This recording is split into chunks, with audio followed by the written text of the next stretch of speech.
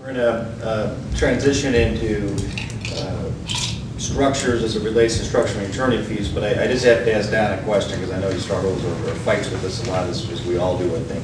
Don, what are your thoughts on confidentiality and how you're dealing with it these days in most of your cases? With respect to confidentiality in settlements, typically it's the defendant that's pushing hard for it.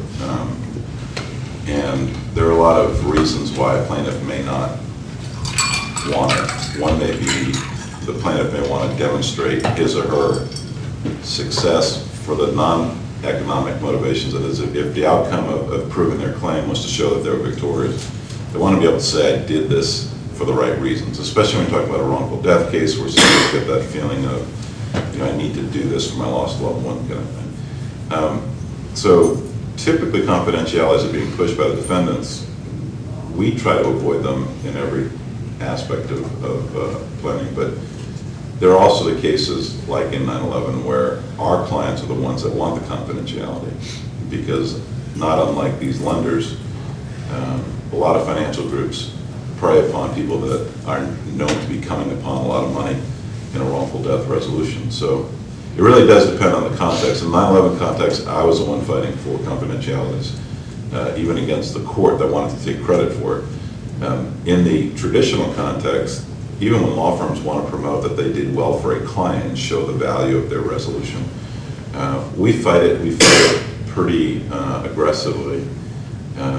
But we find that unlike issues of structures, and we didn't talk about brokers and things on the structured side so much, but when it comes to confidentiality, as plaintiffs, we're not really in the driver's seat too much. It's not a lot of leverage. That is, defendants fight harder for that issue than they'll fight even for more money.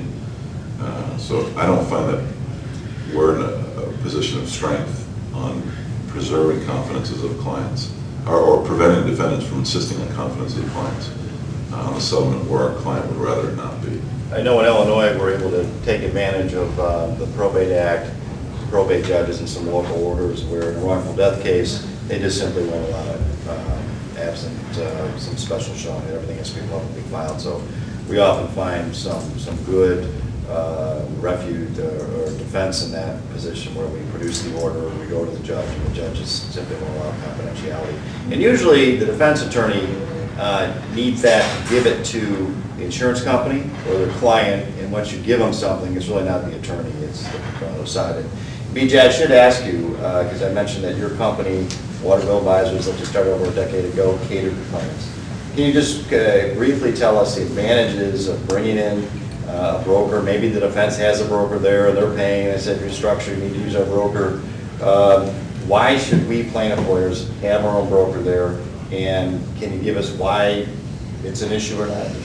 Sure. Did you? Oh, I was going to follow up with Don. The one thing on the confidentiality is there was the Amos decision from 2 or 3 years ago. I think most people are aware of that.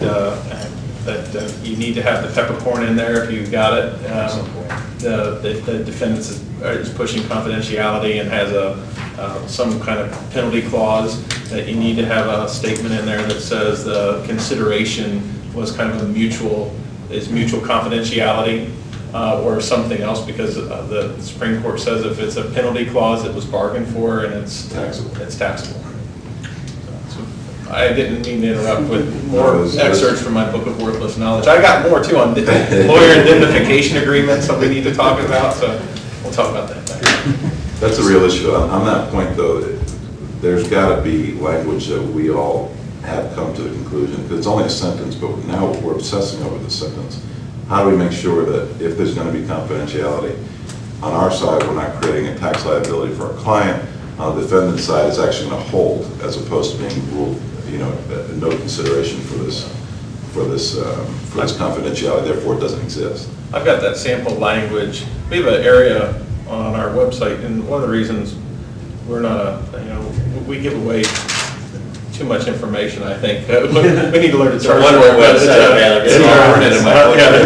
There's a point on our website on the practice tips. It says, what does Dennis Rodman have to do with your settlement agreements? And it has sample language in there that you can use. The Amos case was because Dennis Rodman kicked a photographer, and he settled confidentially. And they basically said that the settlement was to shut the guy up. So the settlement was confidentiality. That's why it should be a taxable event, as opposed to most of our cases were keeping confidential. What's that? No bodily injury. Right, I mean, this was hush money. Yeah, this was hush So the money. government wanted to, so they treated it differently, but now it's created for the traditional case a problem, because everyone insists on confidentiality. So what's good consideration? Is it $100? You have to write a separate check to prove that that was really the confidentiality?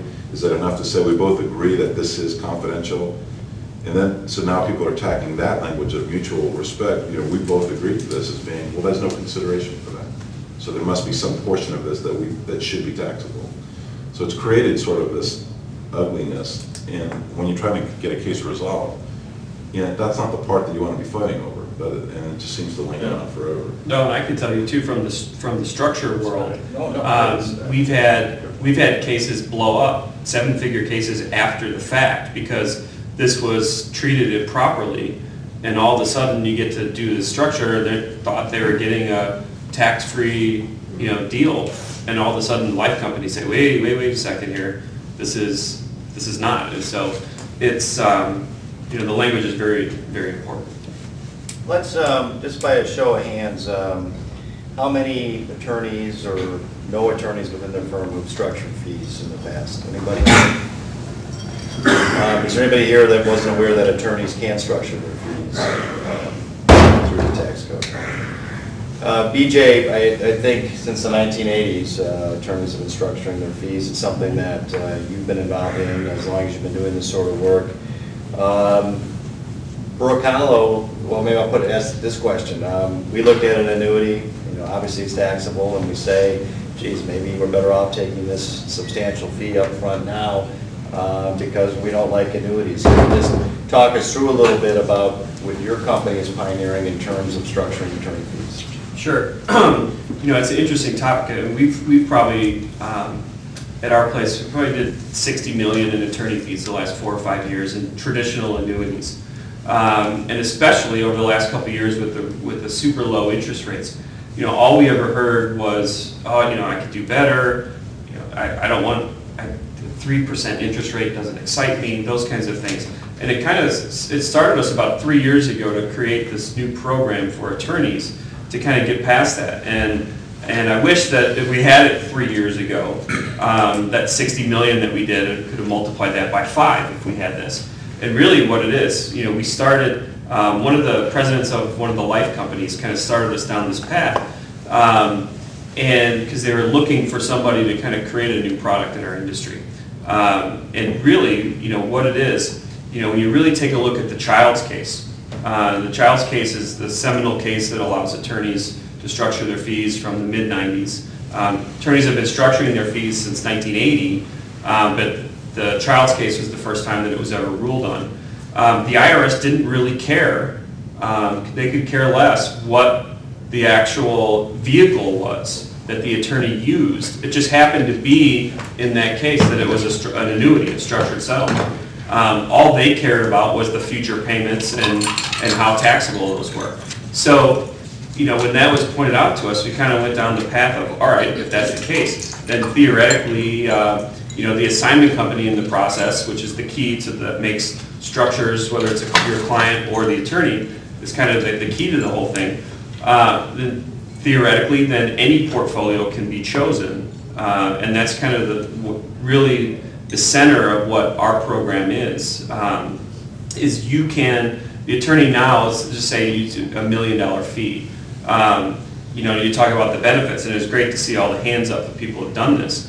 If you don't structure or defer your fees, you have $600,000, give or take, that you go and give your investment guy to do whatever it is, that your strategy that you want to do.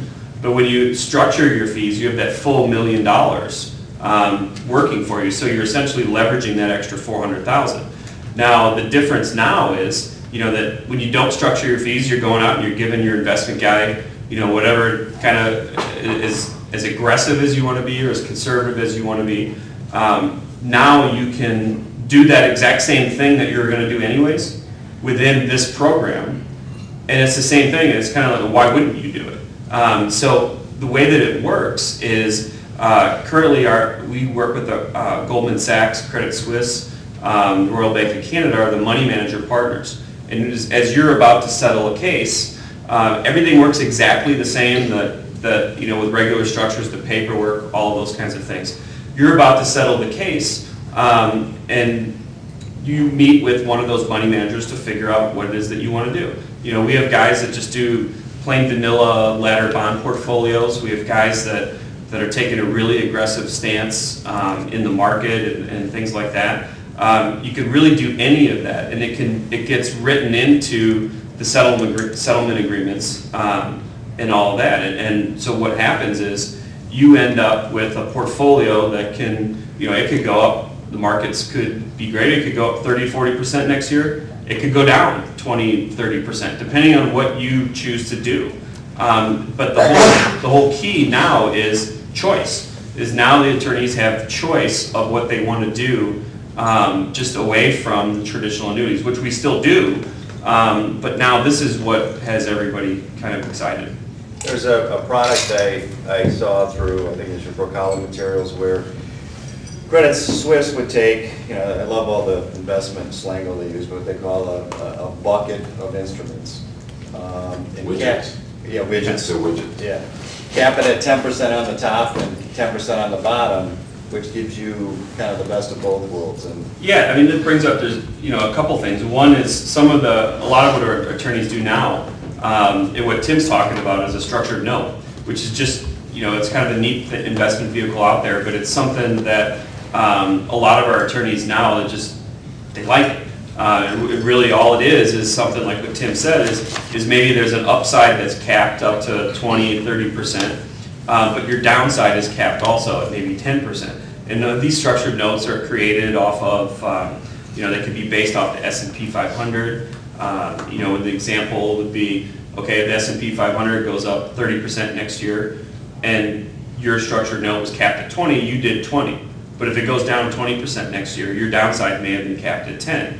So it's really interesting, and one of the other basic examples, the one that we do the most of, is another one with Credit Suisse, and it really comes down to, you look at kind of a risk tolerance of, okay, here's 1 being you're going to dig a hole in your backyard and bury your money, 5 being as aggressive as you can be. Where do you fall on that spectrum?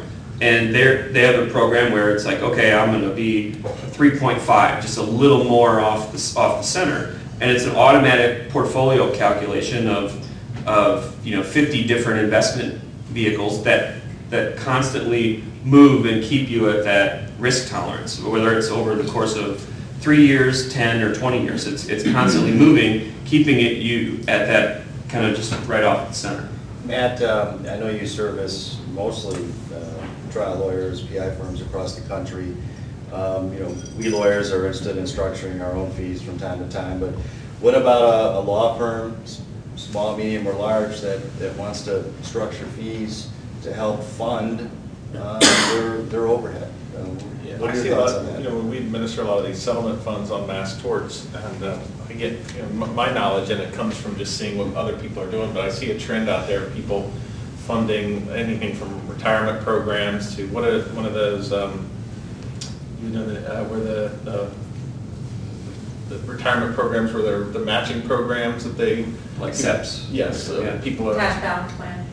Yeah, something like that. I mean, we're signing documents left and right to fund law firm plans. We're also seeing people use structured products to retain key associates now, where before the money's dispersed out of the qualified settlement fund, they're asking us to fund a program that will vest and mature over time for key associates. So I'm seeing a lot more of that coming out of our shop. That's an interesting point, because there's a lot of you just automatically think that when you talk about structuring attorney fees, that it's just, okay, it's my fee and it's supplementing my retirement, or it is my retirement, or things like that. But we're seeing now, maybe about 30 to 40% of our business is these other creative ways to use the fees, whether it's the firm setting up kind of an endowment type thing, so where they don't have to, fund the firm's overhead or certain litigations for the next 5 years. we've done that a few times recently. Or, you know, what Matt's talking about, kind of like a golden parachute. You know, there'll be, you know, the main guy that maybe owns the firm and maybe there's 10 other attorneys. With 3 or 4 of them, he really wants to make sure that they're there for a while. He'll set up and we've done this already. He did set up a structure that's going to pay out in 5 years. And what happens is, he's got to deal with these attorneys that, okay, if you're here in 5 years, you get X. If you're here in 7 years, you get Y.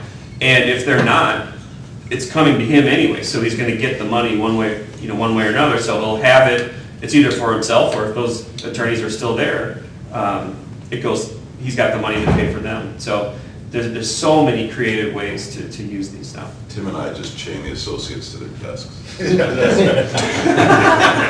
5 years. For 5 years. Or Some 7 change years. to 3 Yeah. years, some are 7, but Right. you can get a good chain at that. You know, we've covered a lot of ground today, and I think a lot of interesting subjects, but I thought it might be a good time to open up for questions from the floor on anything that we talked about today. When we're doing these structures, our clients, they say take $1 million and put them in a structure, I have to pay the income tax ever. I mean, when they get their payments in, the structure, I mean, it grows without any taxes, and when they get their check, they don't have any taxes to pay on it. Right. As I understand it, as a lawyer, if I took my part of that fee and structured it, it grows tax deferred, but not. Correct. No, that's right. You pay the taxes as you receive it. That's right. If we take it out, you pay taxes on it. But you don't pay, but you're getting the growth of the part that you would have paid taxes on. So that $1 million, the $400,000 you would have given to the government on day one, you're getting the interest on that $400,000 as long as until you take it out. Leave it in there. So Right, and that's- actually, like I told the story yesterday, that example where the $1 million, how do you quantify that extra 400,000? Well, let's just say, let's make up a number. Let's say that portfolio is going to earn 7%. It's a taxable equivalent number. That's the key number for the attorney. And on a 7% portfolio, the taxable equivalent number is about 12.5%. That's what it's really doing for you. That's the way to quantify that, leveraging that extra 400,000 of the government's money. So that's kind of how it is. So, you pay the taxes as you receive it over time. You're playing with house money Right. for the government share. How did you get from 7 to 12? That's Break it the, down like 400. yeah. Well, I just made up 7. I mean, if we used a 5% portfolio. I want that in this. Right. Maybe it's one more question. It's not a fixed annuity, right? I mean, we've got a question in the corner, and then we'll come back. This is just kind of part B. Once the lawyers or a client structures, and the interest rate goes to, right now it's been around 7, 6, 7, by what y'all do it. No, it's a lot lower than that. 3 Yeah. or 4. Yeah, depending on the shorter term, it's like around 3, and longer term, it's 5. Say the interest rate goes 12% out here, you're stuck at 3 or 4. For the client, yeah, in a regular structure. How about for the lawyer? Well, it would be the same, but it all depends. If you did a traditional annuity, and you do it now, and it's at 3%, and 10 years from now, the interest rates go to 10, you're still at 3%. But that's one of the great things about the new product is you design your portfolio around, and you use the Goldman Sachs or the Credit Suisse guys, the real experts of the money, to come up with a program a portfolio that's going to build that in. So if that does happen, that's good for you, and your portfolio is still going up. Gerald, I'm sorry. Oh, sorry. Yeah, is there a way to set it up so that your client can't sell their structure? No, and I was going to bring that up when Don was talking about the plaintiff lending, taking it a step further, and that's a problem. We don't deal with the problem before the settlement, but we a lot of times deal with the problem after the settlement. You guys see the J.G. Wentworth commercials, like, it's my money now, give it to me now. And it's so bad out there, and they're going in and they're using sneaky ways to get lists of people that have done structures, marketing to them, and trying to buy their structures for, you know, they're doing it 20 and sometimes 30%, you know, on the dollar. And it's bad. There's laws in almost all the states, but it's still pretty, you have to go to a judge, and the judge has to approve it. But I've and the ones that we have to deal with, I mean, very rarely do I see ones that don't get approved. But you can't put any, in the creation of it, No. any no assignment language. No. Yeah, there's just nothing you can do. What's the COLA you get these days? Excuse me? The COLA?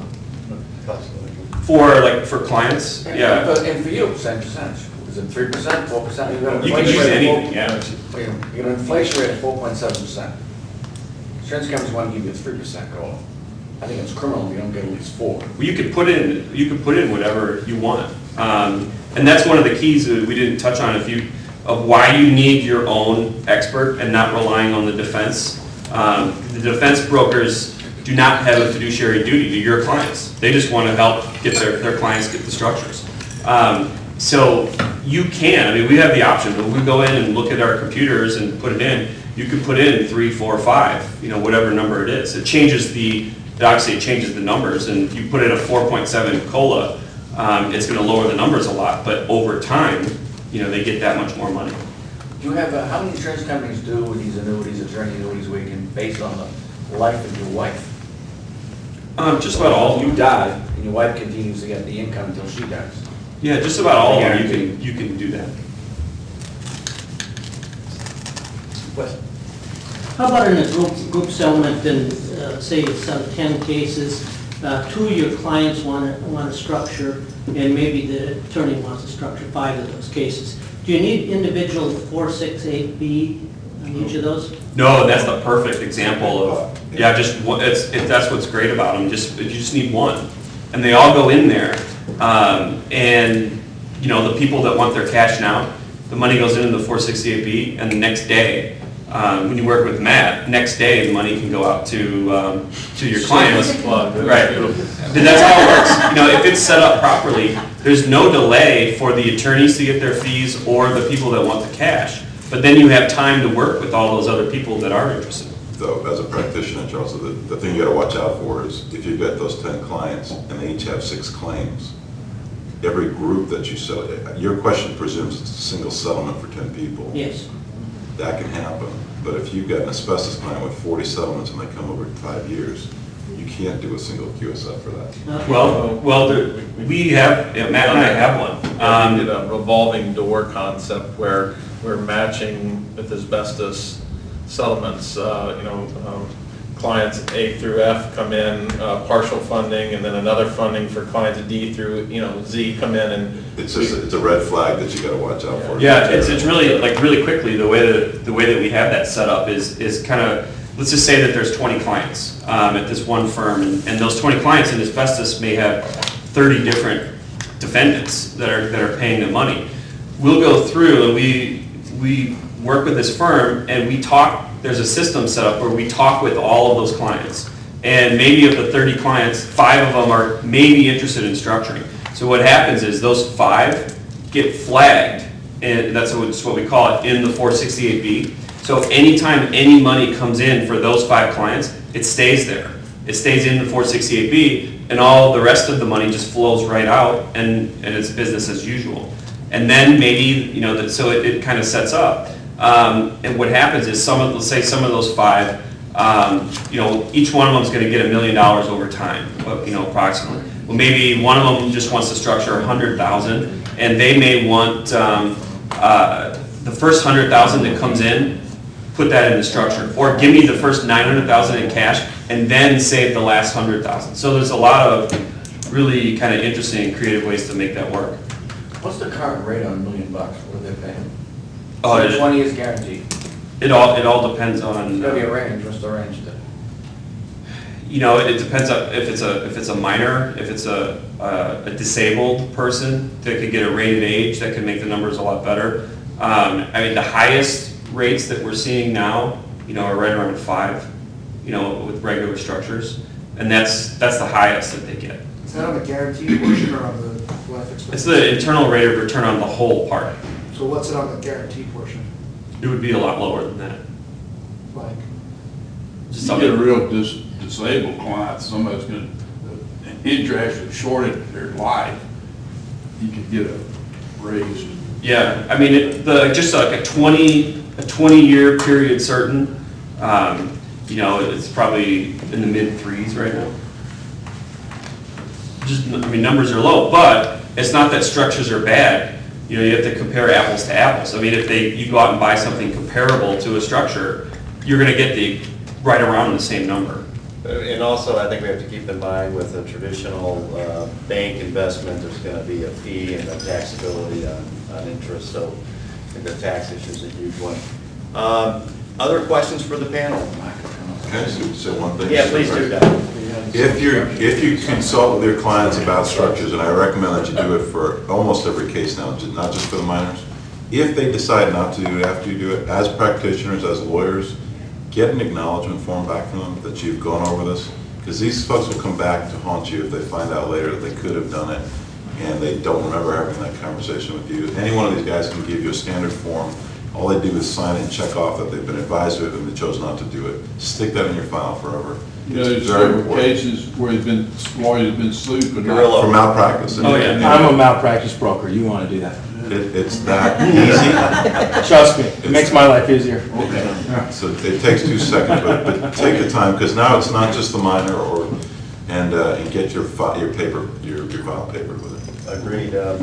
Matt, PJ, any final thoughts? No? Daryl, I have one more question. Yeah, I want to ask about attorney's fees structuring. When you guys are talking about these rates, like, are you talking about the rate on the after-tax money or on the before-tax money? Well, it's You're kind of, saying it's 5% as your rate of return. no, well, it's kind of confusing. Like when they were asking some general questions on fixed annuity structures. When you use like the new product, it could be anything. I mean, it's just like a regular investment. You know, depending on, you could be super aggressive and you can hit 41 year, but you have the downside also.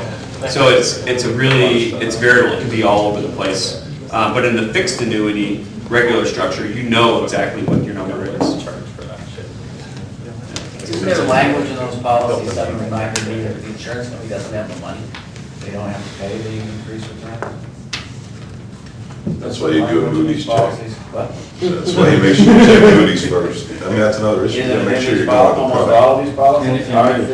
There's a difference, but It says that there, they don't have the money because the. That's why you get a plaintiff's broker. They don't have to pay it? That's why, yeah. that's why you get a plaintiff's broker. Plaintiff's brokers are not bound to a list of products that they're required to use. And they will go out and they'll make sure not only that you're getting better returns and force a defense broker to either match it or take off list, but they'll also make sure that the companies are strong enough for your clients not getting screwed. That's why you want the fiduciary on your side. That's why you need a plaintiff broker on your side.